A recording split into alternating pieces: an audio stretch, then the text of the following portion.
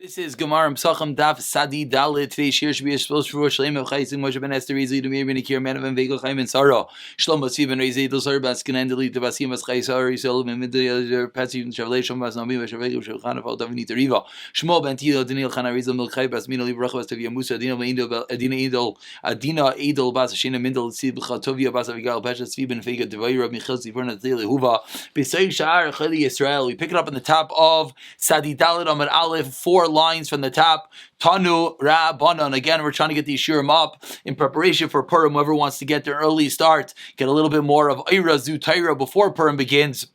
Let's learn together. Says the Gemara, Tanu Rabbanan, 4 lines from the top. We're discussing the length that one is away from Yerushalayim, the Derech Rechaika, which allows him to be Potter from Kares, or more precisely, which allows him to bring the carbon Pesach Sheni. Says the Gemara, Tanu Rabbanan, if someone is outside Maidim,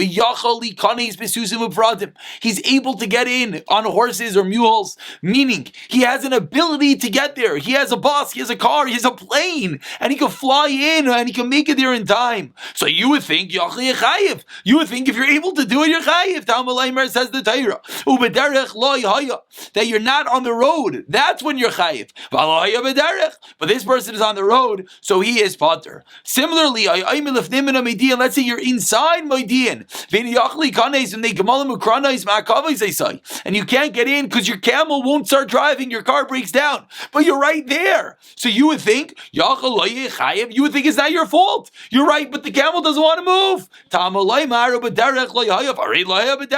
So therefore you are going to be chayiv. So we're seeing over here is, this is the important detail, is whether you are b'derech or not, whether you're rechaik or not. If you could come or not come, that's not the defining detail. If you're b'derech rechaik and you're far away, even though you couldn't make it there, you're still part you bring Pesach Sheni. If you are right there, but something's stopping you, you're chayiv because you should have been able to get in. Now, how this plays into practical ramifications, different areas of halacha, is whether we view it by car or not, is a different discussion. That is the Gemara. Let's continue. Amar Rava. Now we get into one of those Gemaras, astronomy, difficult Gemaras for many reasons, difficult in concept, difficult to reconcile with present day scientific findings. But again, as always, let's at least try to get the Bashab Shad as best as we can.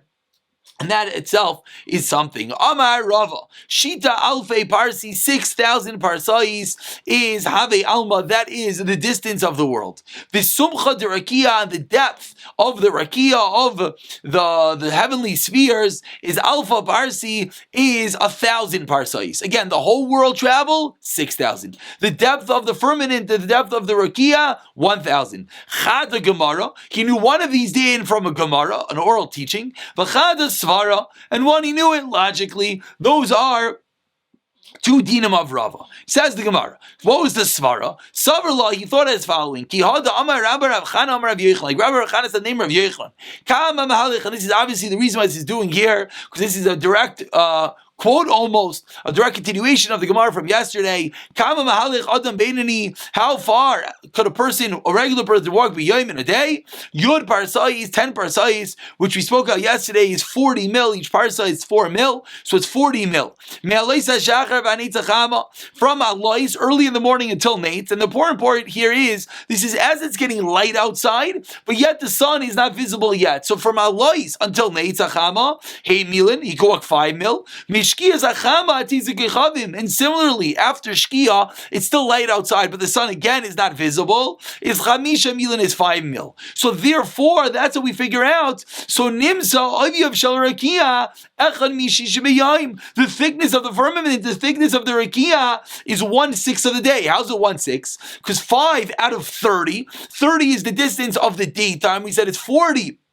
The whole area, we subtract the 5 in the morning and the 5 at night, it's 30 left. 5 out of 30 is a 6. Now, why is 5 out of 30? Because the distance that the sun is going to travel, the distance that it's going to travel from Alois until Nates, or at the end of the day, from Shkia till Seis, those are the times that it's light outside, but it's not visible, the sun. So those are the times that we're saying that it's the sumcha derakia, the thickness of the world, meaning the sun is being blocked, but the light rays are still shining. So that area is going to be 1/6 the travel of the regular world, which translated into the dinam of Rava. Rava said that 6,000 parsais versus the 1,000 parsais. Before we continue, let's see one important Rashi. Rashi says that Shita Alfei Parsai Avai, the first Rashi in the din of Rava says, like we just pointed out, we're dealing with the sun.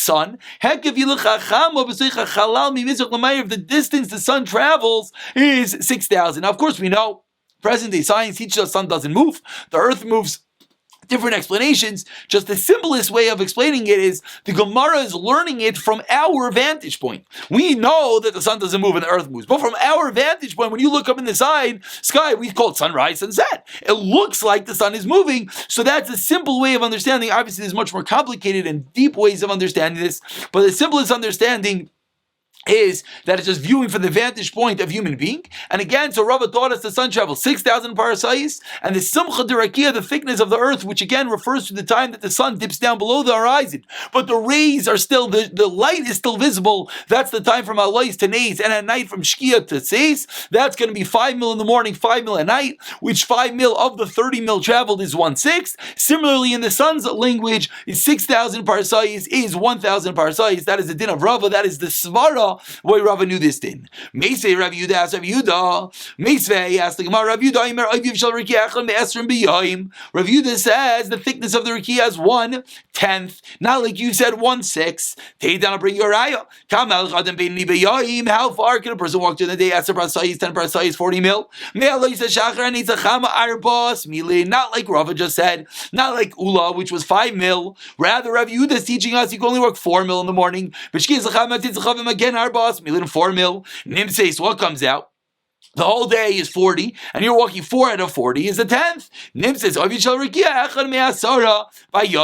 1/10. Obviously, the Gemara, to make it parallel to the previous Gemara, because here it's including the entire day of 40, and 4 out of 40 is a 10th. But if you were just to include the middle of the day, from Nates until Shkia, like the previous Gemara did, then it would be 32. Then it would be 8 out of 32, which would be an 1/8. But either way, asks the Gemara, Tiyofta de Rava, Tiyofta de Rava Tiyofta, to Ula Tiyofta, says the Gemara. It's a question on Rava and it's a question on Ula. It's a question on Rava because Rava said it's 6,000, which is 1,000. Ula said it's 5 out of 30, but we see clearly Rabbi Yehuda says it's 8 out of 32.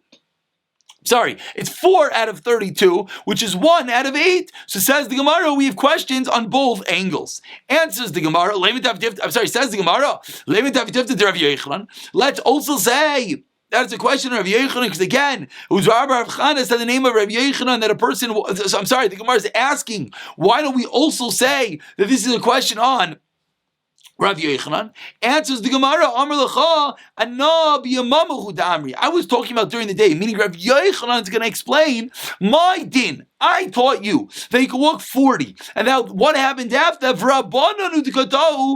Rabbanan, Rabba and Ula who were explaining my din, they made the mistake. The Kacheshbain, the Kadma v'chashucha, they made a mistake in calculating. It wasn't my mistake. So again, we just disproved the first time Rava and as well Ula. Says the Gemara, Let's say, it says, well, question Rav Chanina. Why is it a question of Rav Chanina? Rav Chanina was yesterday at the bottom of Amid Beis. He was the one that proved from Sukkim that this is the distance you're going to travel from the Malachim by Loit. Says the Gemara, no. Loi Vayayitzu shiny. By the Malachim it says Vayayitzu, that they hurried. The whole world was being destroyed. So the angels were able to walk faster, and therefore it's not a question on Rav Chanina. Tashiman, now the Gemara is going to have 3 different brises, each one is going to disprove the din of Rava. Again, the din of Rava that we started off with was that the sun travels 6,000 parsais in the world, which means the distance of the whole world is 6,000 parsais. And Rava continued and by extension said that the thickness of the Rikiya is 1,000, which was 1/6. And we just disproved that from the statement of Rav Yehuda, which we saw that it was 1/4. But now says the Gemara Tashema, Mitzrayim, Haya Arba Meos Parsa. Mitzrayim was 400 parsais, Arba Meos Parsa was 400 by 400. Mitzrayim was 1/60 of Kush. So how big was Kush? Kush was 400 times 60 is 24,000. The Kush and then Kush is 1/60 of the whole world, times it again by 60. And how big is the whole world? 1/60 is of the Gan. The Gan is what? 1/60 of Eidim. Nimsi. So if you do 400 times 60 times 60 times 60 times 60 times 60, Nimsi, what does it come out? The whole world is like a little pot cover for the tremendous area of Gehenim. But what do we see? Says Marti Yofta. We see Rav is incorrect. Rav said the entire world, the sun travels the whole world 6,000 parsais. We see it's tens of thousands of hundreds of millions of parsais in the calculation of this brisa, as it taught us that Mitzrayim is 400 by 400 by 60 of the Gan and of the Eden and of the world, etc. This proof number one to Rava. Number two, Tashema, 2 lines further, wide lines, it's on his Velio. Rav Nasan Aimer. Kol Yishav Kula, the entire inhabited world, Tachas Koichav Echad Yeshiv, sits underneath one star, one constellation. Teida, I'll bring you a proof. You look up and you see one star. Wherever you stand, you look up, you see that star in the top of you. What does that teach us? The entire inhabited world is under one star. Tiyofta, which obviously proves that if that's one star, then the entire universe is obviously much larger than 600 parsais.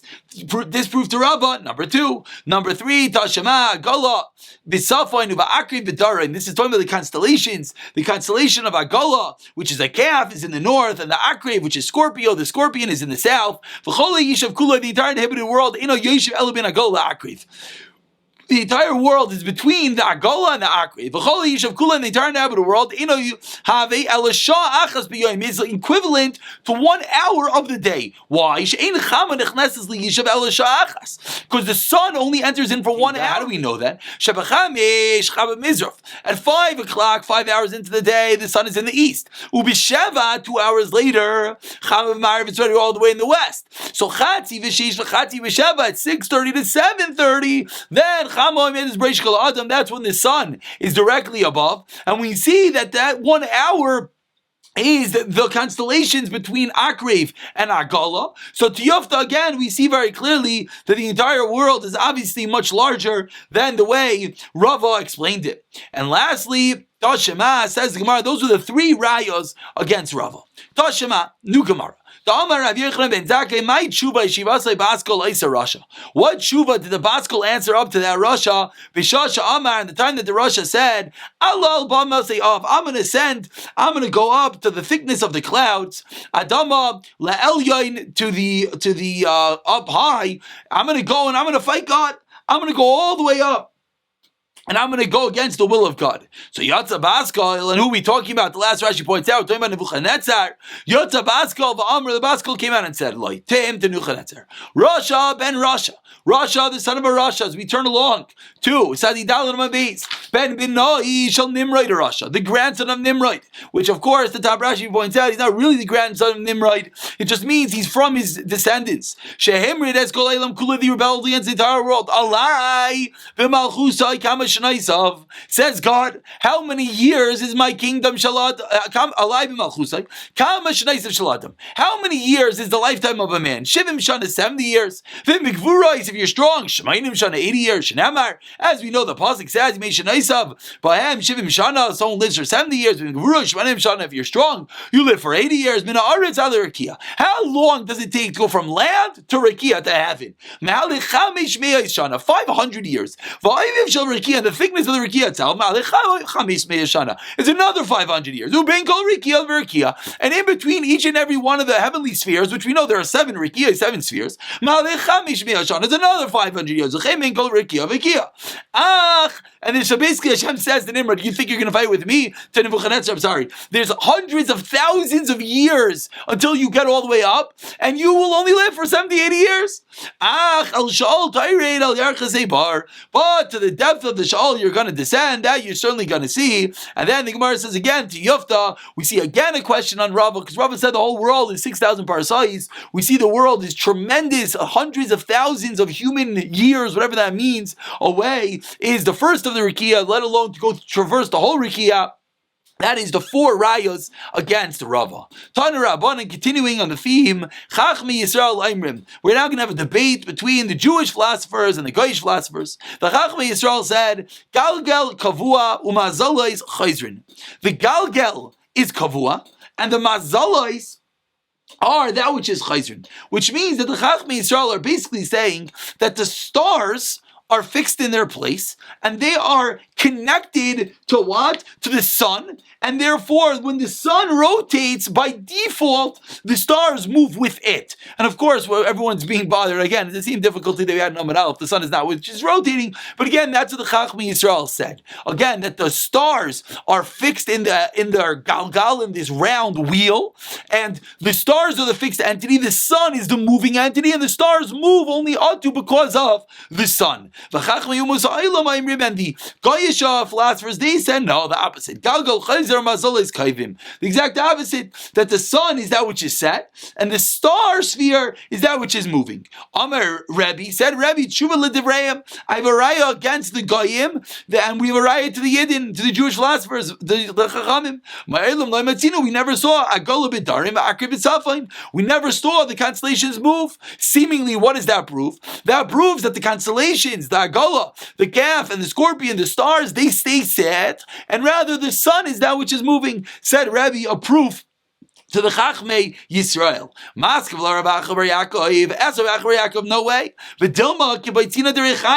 Maybe it's like the handle of a door, the peg of a door, Yinami Kitsanir Didasha, or maybe it's the hinge, either the hinge on the door, the handle on the hand mill. Meaning what? Meaning, how do you know which is moving? Anytime you have one item that's moving, which is pegged on another, it's difficult to know which is the moving item. So the fact that you see the Mazal is straight doesn't prove anything, and rather Rav Yaakov is bothered. That's really the opposite, that in truth we see that the sun is that which stays still, says the Gemara. And that's the end of this little difficult piece. Obviously, this is one of those pieces of Gemara that Maral, obviously, has tons and tons of pages, and all the great Sfarim, wonderful pages trying to explain exactly what these Gemaras mean. Says the Gemara to continue,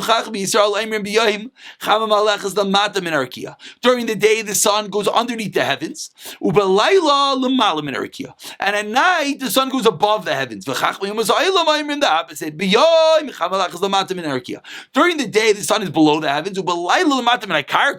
the nighttime, they learned that the sun goes underneath the earth. Over here, Rebbe liked the pshat of the Chachmei Umas Ha'ilam, midivrei nu, from ours. Why? Should be yoim that during the day, during the day the streams are cold, and at night they're hot. What's the reason that at night they're hot?